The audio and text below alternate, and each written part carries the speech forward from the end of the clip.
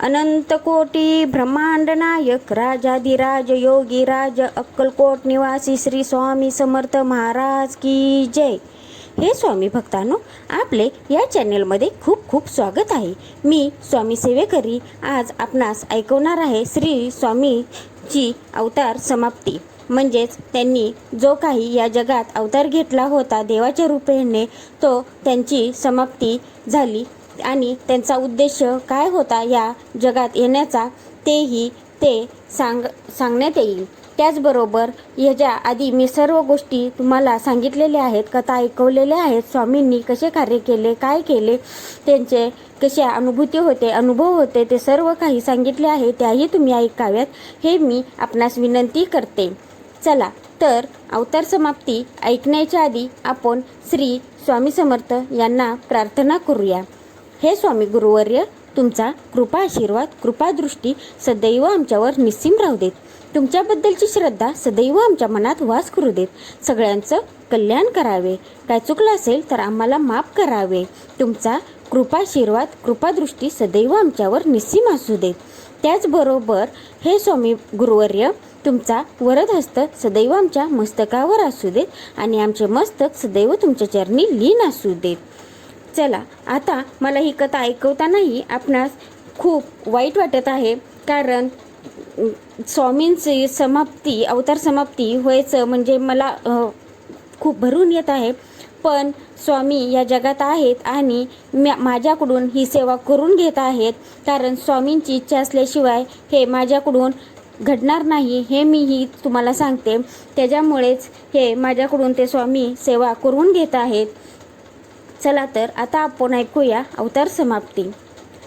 पृथ्वीवर जेव्हा पाप वाढते, अत्याचार वाढतो, माणुसकीचा लोप होऊ लागतो, धर्माचा ऱ्हास होऊ लागतो, तेव्हा परमेश्वराला पृथ्वीवर अवतार घेऊन जगाचा उद्धार करावा लागतो। देव कधी राम रूपाने जन्म घेतो, तर कधी कृष्ण रूपाने, तर कधी देवाने दत्ताच्या रूपाने अवतार घेतला। पूर्ण दत्तावतार श्री स्वामी समर्थांनीही भक्तांच्या कल्याणासाठी, रंजल्या गांजल्यांचे अश्रू पुसण्यासाठी आणि मानवाला भक्तीचा सन्मार्ग दाखवण्यासाठी, त्याच्या उद्धारासाठी पृथ्वीवर अवतार घेतला। भिवू नकोस, मी तुझ्या पाठीशी आहे असा धीर दिला, जगण्याचे बळ दिले, नशिबावर अवलंबून न राहता सत्कर्म करण्याची शिकवण दिली, देवावर विसंबून न राहता माणसाने कष्टाची कास धरली पाहिजे असा स्वामींचा संदेश होता। जसा स्वामींनी पृथ्वीवर अवतार घेतला होता, तसा जगाचा निरोपही घेतला होता। आपले अवतार कार्य कधी संपवायचे आहे हे स्वामींनी आधीच योजून ठेवले होते। भक्तांना, सेवेकरांना मात्र त्याची तिळमात्रही कल्पना नव्हती। शके 1799च्या माघ कृष्ण द्वितीयेस स्वामींनी शिवपूजा केली, होम केला, तेव्हाच भक्तांना त्यांच्या जाण्याची चाहूल लागली। हजारो भक्तांच्या काळजाचे पाणी झाले। 3-4 दिवस श्री स्वामींच्या अंगात ताप होता। जय शिवशंकर, नमामि शंकर, शिवशंकर शंभो हा जप स्वामी सतत करीत होते। सर्व भक्त चिंतातूर होते। महाराजांना आराम वाटत नव्हता। मठातील सर्व सेवेकऱ्यांनी जप तप अनुष्ठान सुरू केले, पण काहीच फायदा होत नव्हता। स्वामींनी गीतापठण करायला सांगितले, तेव्हा सर्वांच्या काळजाचा ठोका चुकला। गीतापठणाच्या निनादातच श्री स्वामींनी या जगाचा निरोप घेतला। तो दिवस कृष्ण चतुर्दशीचा होता। श्री स्वामी जरी आज देहरूपाने नसले, तरी आजही ते भक्तांच्या हाकेला धावून येतात। जशी ज्याची भक्ती तसे त्याला फळ देतात, म्हणून मनापासून तुम्ही भक्ती करा, स्वामी एका हाकेलाही धावून येतात।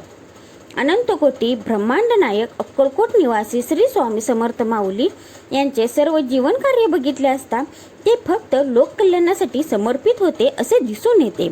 अज्ञानाचा अंधकार नाहीसा करून जो ज्ञानाच्या प्रकाशाने मानवाचे अवघे जीवन उजळून टाकतो, तो खरा गुरु असतो। त्या अर्थाने पाहिले असता श्री स्वामी समर्थ महाराज खरे गुरुच म्हणले पाहिजेत। श्री स्वामींनी समाजातील अंधश्रद्धा दूर केली, लोकांना भक्तीचा खरा मार्ग दाखवला, माणुसकीची आणि प्रेमाची शिकवण दिली। जगात कष्टाला पर्याय नाही, म्हणून कष्ट करा आणि पोट भरा असा संदेशही स्वामींनी दिला। अनिष्ट रूढी, लबाडी, ढोंगीपणा आणि बुवाबाजी करणाऱ्या समाजशत्रूंची त्यांना चीड होती। सत्याची कास धरा, खरा देव ओळखा आणि मनापासून देवाची भक्ती करा असे स्वामी सांगत असत. श्री स्वामींनी लीला केल्या, पण त्या लोकांची धर्मश्रद्धा वाढावी म्हणून संकटकाळी स्वामी मदतीला धावून येतात. मात्र त्यांना मनापासून हाक दिली पाहिजे. भिवू नकोस, मी तुझ्या पाठीशी आहे असा संदेश त्यांनी दिलेला आहे. त्याचप्रमाणे हे श्री स्वामी समर्थ हा षडाक्षरी मंत्र आपण नेहमी आपल्या मुखात असू देत. श्री स्वामी समर्थ, श्री स्वामी समर्थ हे सदैव आपण चालता बसता उठता फिरता सदैव आपल्या मुखात असू देत. आवर्जून म्हणावा, त्याची अनुभूती तुम्हाला मिळेल. काय अनुभूती ही लगेच मिळत नसते. तुम्ही मनापासून हाक दिली तर ते एका हाकेलाही धावून येतात. पण अनुभूती मिळण्यासाठी तेवढ्याच आपल्याला संकटातूनही जावे लागते, परीक्षाही द्यावी लागते. पण श्रद्धा ढळून देऊ नये श्री स्वामींवरची. श्री स्वामींवर भक्ती आणि श्रद्धा तुम्ही मनापासून ठेवा. बघा, त्याचा लाभ तुम्हालाच होणार आहे, हे मी तुम्हाला आवर्जून सांगते. खूप असे अनुभव आहेत श्री स्वामींच्या सेवेकऱ्यांचे. जे कोण भक्त आहेत त्यांचे ते असेच घडत नसतात. खूप परीक्षा घेतात तेव्हा ते तुम्हाला इतकं भरभरून देतात, खूप देतात ते. हे पण मी तुम्हाला आवर्जून सांगते. त्याचबरोबर श्री स्वामी समर्थ हा जप आपल्या मुखात सदैव असू देत. आजची केलेली सेवा मी श्री स्वामींचरणी अर्पण करते. काय चुकलं असेल तर त्यांनी मला माफ करावं आणि इथून पुढच्या कथाही तुम्ही ऐकाव्यात हे मी तुम्हाला सांगते. त्याचबरोबर आपण ते नातेवाईकांना, मित्रमंडळींना शेअर करावेत. त्याच्यामुळे अनेक लोकांपर्यंत हे पोहोचेल आणि तुमच्याकडून ही सेवा घडेल. श्री स्वामी समर्थ. जय जय स्वामी समर्थ.